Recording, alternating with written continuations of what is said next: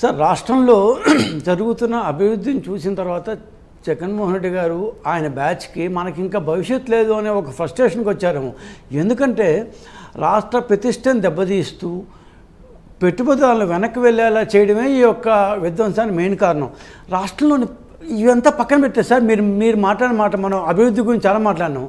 రాష్ట్రంలోని ప్రతి స్త్రీని ప్రతి అక్క చెల్లె ప్రతి తల్లిని మేము అడుగుతున్నాము.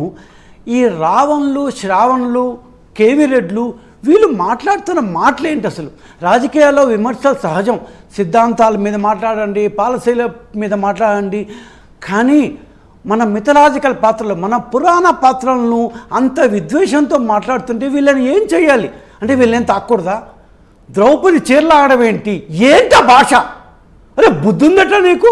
ఏం మాటలు మాట్లాడతారా? సీతను రాముడు వదిలేసేట్టు మీరు ఇప్పుడు వదిలేయగలరా? అసలు ఏం మాట్లాడుతున్నారు? వీళ్ళ సైకోలా? వీళ్ళ ఆలోచన ధోరణి ఏంటి? అసలు వీళ్ళని జైల్లో ఉంచాలా లేకపోతే ఎర్రగడ్డ హాస్పిటల్లో చేర్చాలా, వైజాగ్ హాస్పిటల్లో చేర్చాలా? ఏంటది? ఎట్లా మాట్లాడతారు అంటే వీళ్ళు ఇలా మాట్లాడుతుంటే మనం ఏం మాట్లాడకూడదు? చాలా అబ్జెక్షనబుల్ గా అనిపించింది ఏంటంటే, సరే ఈ పౌరాణికాలు సనాతనం వీటి మీద మాట్లాడాడు, ఉగ్రవాదుల హక్కుల గురించి మాట్లాడుతున్నాడు అతను. ఉగ్రవాదులకు హక్కులు ఉండవా? ఏది మొన్న సింధూరు అలాంటి ఘటనలో 26 మంది అమాయకుల్ని చంపేసిన వాళ్ళ గురించి హక్కుల గురించి కూడా మాట్లాడడం అంటే ఇంకా దానికన్నా బియాండ్ ఏముంటుంది ఇంకా? సార్ ఇదే ఎగ్జాక్ట్లీ మీరు చెప్పింది వాస్తవం. ఇదే శ్రావణ్ కుమార్ గారు నేను లాయరు, నేను ఎక్స్ జడ్జి అంటారే.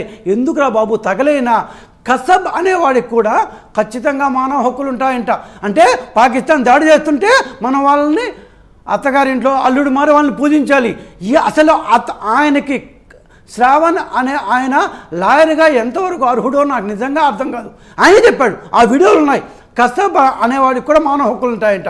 ఇది ఏమి అంటే ఒక AK-47 ఇది తీసుకొని అడ్డం వచ్చిన వాళ్ళని కాల్చేస్తే వాళ్ళకి మానవ హక్కులు ఏ బేస్ హిడ్మా అనే ఒక నక్సలైటు వాళ్ళని సెంట్రల్ గవర్నమెంట్ ఒక దీని ప్రకారం ఆయన్ని మనం సమర్థించాలంట, ఆయన్ని గ్లోరిఫై చేయాలంట. That is what this Ravan is saying. Sir ఒక ముఖ్యమంత్రి స్థానంలో ఉన్న పవన్ గారిని ఆయన కుటుంబంలోని మహిళలను మైనర్ కుమార్తెలను కూడా ఇష్టం వచ్చినట్టు బూతులు మాట్లాడడం ఏమి న్యాయం? అతను మాట్లాడిన వీడియోలు చాలా వరకు అతను డిలీటెడ్.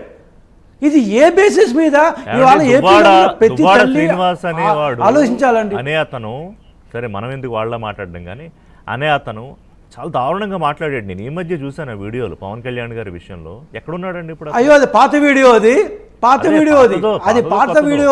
పీకే అంటే ఏంటి అంటే ఆయన ఇష్టం వచ్చి పెట్టుకున్నాడు. పీకే అంటే ఏదో పెట్టుకున్నాడు. అంటే వీళ్ళకు అంతే మరి. ఇక్కడ వీళ్ళ నిన్న మొన్న అరెస్ట్ జరిగిన వాళ్ళందరినీ సమర్థించే వైకాపా నాయకులకు వ్యూ ఏ విధంగా ఉందంటే వాళ్ళ పెయిడ్ బ్యాచ్లన్నీ ఆడపిల్లలు తిట్టాయి, ఆడపిల్లలు బూతులు తిట్టాయి, స్త్రీ పాత్రలను ఇష్టం వచ్చేట్టు మాట్లాడతాయి. కానీ చట్టం వారిని ఏం తాకూడదు. భారతదేశంలో జరిగే మానవ హక్కులు లేవని చెప్తారు. సార్ నేను నిన్ననే అరుంధతి రాయ్ అని ఒక వీళ్ళందరూ తెగ పొగిడావా. నేను ఈరోజు ఓపెన్గా చెప్తున్నాను, గోవాలో 1964లో జరిగిన గోవా విమోచనం అంట ఒక మతం మీద అప్పటి గవర్నమెంట్ దాడి చేసిందంట. అరే ఆమెకి అసలు పెద్ద అవార్డులు ఇస్తారు, వాళ్ళందరూ పూజిస్తారు. గోవా విమోచనాన్ని కూడా ఆఫ్ కోర్స్ ఏం తక్కువలో సెలబ్రిటీ కాదు. ఆఫ్ కోర్స్ లేదు 2025లో వాడకండి. కాదు నేను అనేది ఏంటంటే అది లేటెస్ట్ ఆర్టికల్. సారీ నాకు కోపం చేస్తాను సార్, ఎందుకంటే బట్ వీ హావ్ టు కాదు 2025లోది నేను నిన్న చూశాను. ఒక సంవత్సరమే, ఎక్కువగా లేదు, సంవత్సరం అయింది.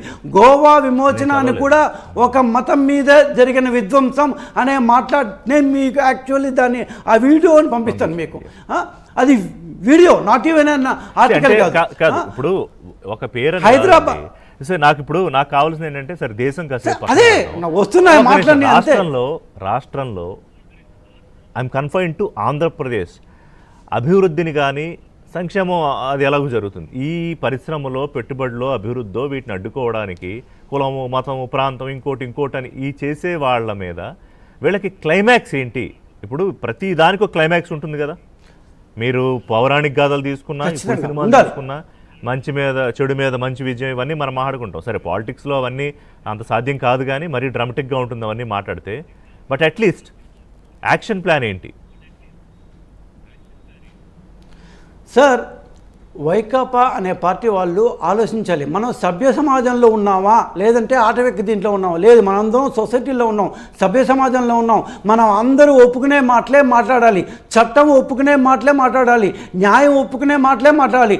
ఇష్టం వచ్చినట్టు, మీ ఇష్టం వచ్చినట్టు మాట్లాడుతూ, అది స్వేచ్ఛ అంటే ఆర్టికల్ 19 కూడా రాజ్యాంగం ప్రకారం మనకు అపరిమిత స్వేచ్ఛ అయితే ఎక్కడా లేదు. నా ఇష్టం వచ్చి నేను మారుతాను, ఋషి అంటే నాకు ఇష్టం లేదు కాబట్టి నేను ఋషిని తిట్టా అంటే ఒప్పుకోరు. అపరిమిత స్వేచ్ఛ లేదు మనకు. రాజ్యాంగం ప్రకారం కూడా మన స్వేచ్ఛకు, ప్రతి స్వేచ్ఛకు పరిమితులు ఉన్నాయి. Article 19 is not infinite, it is finite. So ఇట్లాంటి మాటలు మాట్లాడే ముందు కేసులు పెట్టబడును, కేసులు పెడతారు, జైల్లో పెడతారు. పిచ్చి పిచ్చిగా మహిళలను, ఆడపిల్లలను, ఇంట్లో వాళ్ళను, మతానికి చెందిన పురాణాలను ఇవన్నీ ఇష్టం వచ్చినట్టు మాట్లాడితే, ఒక్కొక్క వ్యక్తిని, వాళ్ళ ఇంట్లో వాళ్ళని, ఒక ఉప ముఖ్యమంత్రిని, ఆయన్ను, ఆయన ఇంట్లో వాళ్ళను, ఆయన మహిళలను మాట్లాడితే ఆయన ఎందుకమ్మా ఉండాలి? వై అంటే ఎవరి నోటికి ఎంత వస్తే అంత మాట్లాడుతూడేమన్నా? దానికి ఒక రీతి పతి లేదా, ఒక పద్ధతి లేదా? అంటే ఒక యూట్యూబరు ఇప్పుడు లేకపోతే ఈజీ అయిపోయింది కాబట్టి నేను యూట్యూబర్, ఇప్పుడు మీ ఛానల్లో నేను మాట్లాడాలంటే ఇప్పుడు ఏదో చిన్న మాట బై మిస్టేక్ దున్నట్టు అనిపిస్తే మీరు ఎంబడి చెప్పారు, అట్లాంటి మాటలు మాట్లాడకండి. అవును, సారీ, నేనే క్షమాపణ చెప్తున్నా, బై మిస్టేక్ వచ్చి ఉంటుంది. సో అదేవిధంగా ఒక పత్రికలో రాయాలంటే 100 స్టేజెస్ దాటుతుంది. ఈ యూట్యూబర్కి ఏం లేదు, వాడి ఇష్టం. ఒక సిస్టమ్ ముందు కూర్చొని, నాకు ఒక్క డౌట్ సార్, లాస్ట్ డౌటు, ఈ ఒక స్టూడియోని ఏర్పరచుకొని ఒక 2-3 రావణ అనే అతనికి ఒక 2-3 కూడా ఎంప్లాయీస్ కింద వస్తున్నారు. నేను చూస్తున్నాను వాళ్ళ వీడియోస్ని. వీళ్ళందరినీ చేయాలంటే నెలకు 2-3 లక్షల రూపాయలు ఖర్చు అవుతుంది. ఇవంతా ఎక్కడి నుంచి వస్తున్నాయి? ఇంత పెద్ద స్టూడియో పెట్టడానికి డబ్బులు ఎక్కడి నుంచి వచ్చింది? That is what Chandrababu Naidu గారు వాజ్ ఆస్కింగ్. మీ పార్టీ అధినేత, ముఖ్యమంత్రి చెప్పారు ఎగ్జాక్ట్లీ ఫండింగ్ ఇస్తున్నారని. Funding exactly. ఈ ఫండింగ్ ఎవరు చేస్తున్నారు? ఈ ఫండింగ్ మా ప్రతిపక్ష పార్టీ నుంచే వస్తుంది. రాష్ట్రంలోని ప్రజలు అర్థం చేసుకోవాల్సింది ఏంటంటే, మా యొక్క ప్రతిపక్ష పార్టీ వైకాపా అనే పార్టీ ఇట్లాంటి వాళ్ళని పెంచి పోషిస్తోంది, ఇట్లాంటి వాళ్ళకి జీతాలు ఇస్తోంది. రామకృష్ణ గారు ఇస్తున్నారా, ఇంకోరు ఇస్తున్నా అంటే వాళ్ళ పార్టీ వాళ్ళు జీతాలు ఇచ్చి పెంచి పోషించి ప్రజల మీదకు బూతులు తిడుతూ ఇంట్లో ఆడవాళ్ళని తిట్టిస్తున్నారు. ఇంట్లో ఏమంటారు, మతానికి చెందిన పురాణ పాత్రల్లోని స్త్రీలను తిట్టిస్తున్నారు. ఇది తప్పు, దీనికి శిక్షలు పడతాయి. ఇప్పుడు రావణ్ అరెస్ట్ చేశారు కదా, కేవీ రెడ్డిని అరెస్ట్ చేశారు. మరి ఫండింగ్ ఇచ్చిన వాళ్ళని ఎందుకు అరెస్ట్ చేయరు? ఒకటి సింపుల్.